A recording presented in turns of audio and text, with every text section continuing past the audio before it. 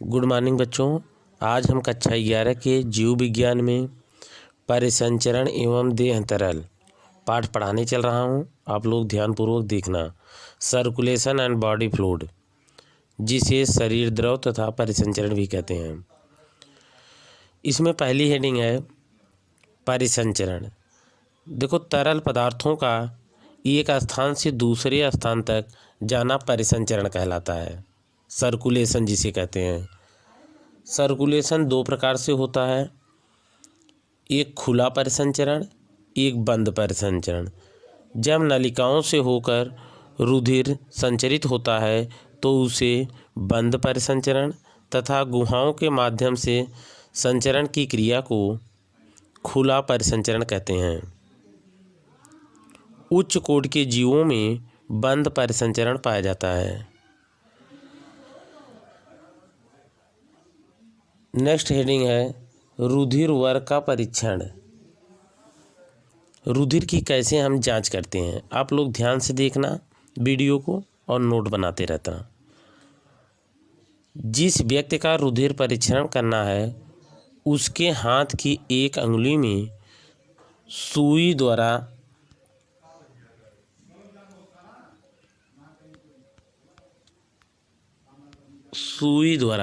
देख रहे हो ना, सुई द्वारा पहले उसको हम निकालते हैं ब्लड को, और ब्लड को निकालने के बाद स्लाइड पर रखते हैं, और स्लाइड पर रखने के बाद स्लाइड पर दो स्लाइड लेते हैं, उस पर दो बूंद ब्लड निकाल कर रखते हैं। उसके बाद सीरम पाया जाता है। जो सीरम होता है उसको स्लाइड में जो रुधिर होता है उसमें मिलाते हैं। पहला जो मिलाते हैं एंटी ए सीरम तथा दूसरी बूंद में एंटी बी सीरम मिलाते हैं। कुछ समय पश्चात दोनों बूंदों का निरीक्षण करते हैं। यदि दोनों फट जाता है तो व्यक्ति का रुधिर वर्ग ए बी होगा। यदि कोई बूंद नहीं फटती है तो रुधिर वर्ग ओ होगा। यदि पहली फटती है तो रुधिर वर्ग ए, यदि दूसरी फटती है तो रुधिर वर्ग बी होगा। जो ये चित्र द्वारा दिखाया गया है, आप लोग चित्र को देख लेना। रुधिर बैंक, ब्लड बैंक। बड़े अस्पतालों में, बड़े बड़े अस्पताल जो होते हैं वहाँ ब्लड बैंक होता है जहाँ रुधिर को एकत्रित किया जाता है। अस्पतालों में रुधिर दाता के रुधिर वर्गों का परीक्षण कर उनके रुधिर में सोडियम साइट्रेट मिलाकर सीलबंद बोतलों में निश्चित ताप पर निश्चित अवधि तक सुरक्षित रखा जाता है, जिसे रुधिर बैंक कहा जाता है। आजकल शर्करा से बना डेक्स्ट्रॉन एवं डेक्स्ट्रीन को कृत्रिम प्लाज्मा के रूप में प्रयोग किया जाता है। नेक्स्ट हेडिंग है रुधिर का जमना। रुधिर के जमने की क्रिया 3 चरण में पूर्ण होती है। प्रथम चरण, क्षतिग्रस्त ऊतक से थ्रोम्बोप्लास्टिन निकलता है तथा रुधिर प्लेटलेट से थ्रोम्बोप्लास्टिन तथा फास्फोलिपिड निकलता है। थ्रोम्बोप्लास्टिन प्लाज्मा में मिलकर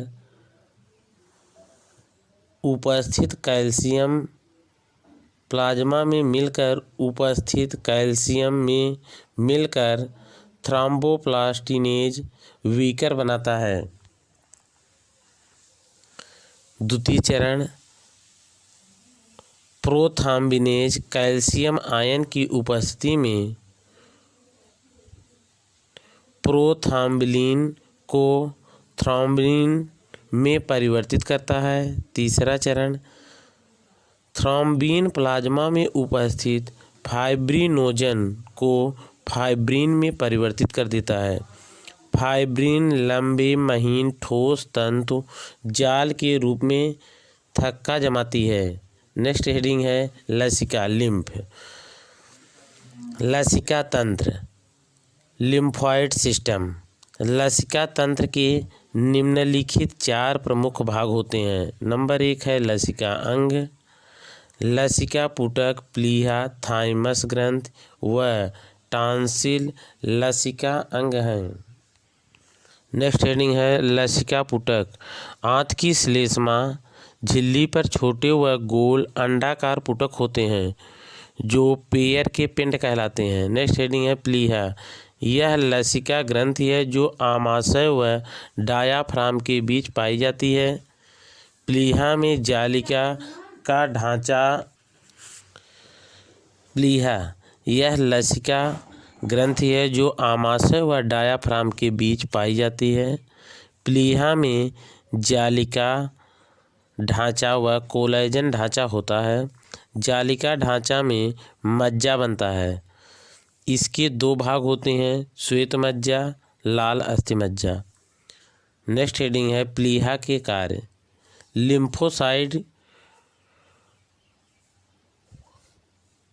लिम्फोसाइड के भाग निर्माण, टूटी फूटी तथा प्लेटलेट्स को नष्ट करना।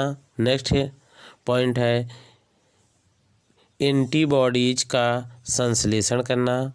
नेक्स्ट है भ्रूण में आरबीसी का निर्माण। अगर पूछा जाएगा भ्रूण में आरबीसी का निर्माण कहाँ होता है तो प्लीहा में होता है। नेक्स्ट हेडिंग है थाइमस ग्रंथि। यह वक्ष गुहा में दोनों फेफड़ों के मध्य अनियमित आकार की ग्रंथि है जो लिम्फोसाइट्स के निर्माण में सहायता करती है। लिम्फोसाइट जानते हो कि रोगों से सुरक्षा प्रदान करता है। WBC के भाग होते हैं। वयस्क व्यक्ति में यह छोटी हो जाती है, बच्चों में यह बड़ी रहती है, वयस्क व्यक्ति में यह छोटी हो जाती है। टॉन्सिल यह लिम्फोसाइट का निर्माण करती है। नेक्स्ट हेडिंग है लसिका वाहिनियाँ, लिम्फ वेसल। लसिका कोशिकाओं के मिलने से लसिका वाहिनियों का निर्माण होता है। नेक्स्ट हेडिंग है लसिका गांठें, लिम्फ नोड। लसिका वाहिनियों पर स्थित फूले हुए भाग होते हैं जिनके चारों ओर संयोजी ऊतक द्वारा निर्मित कैप्सूल होता है। लसिका अपवाही लसिका वाहिनियों में पहुँचने से पहले लसिका गांठों के कोटरों से होकर निकलती हैं। गांठों के कार्य निम्न हैं। लिम्फोसाइट का निर्माण करना। देखो लसिका गांठों का कार्य निम्नलिखित है। नंबर 1 है लिम्फोसाइट का निर्माण करना। नंबर 2 जीवाणु, विषाणु तथा अन्य हानिकारी पदार्थों को नष्ट करना। लिम्फोसाइट का कार्य ही होता है जीवाणु विषाणु को नष्ट करना। नेक्स्ट है लिम्फोसाइट को लसिका से मुक्त करना। नेक्स्ट हेडिंग है परिसंचरण पथ। तरल पदार्थों का हृदय से होकर पूरे शरीर में संचरित होना परिसंचरण कहलाता है। खुला परिसंचरण, बंद परिसंचरण। खुला परिसंचरण रुधिर व सजीव कोशिकाओं के बीच पदार्थों का विनिमय सीधे होता है, यह कम प्रभावी होता है। बंद परिसंचरण रुधिर व कोशिकाओं के बीच ऊतक द्रव्य द्वारा पदार्थों का विनिमय अप्रत्यक्ष होता है। ए बी और ओ। धन्यवाद।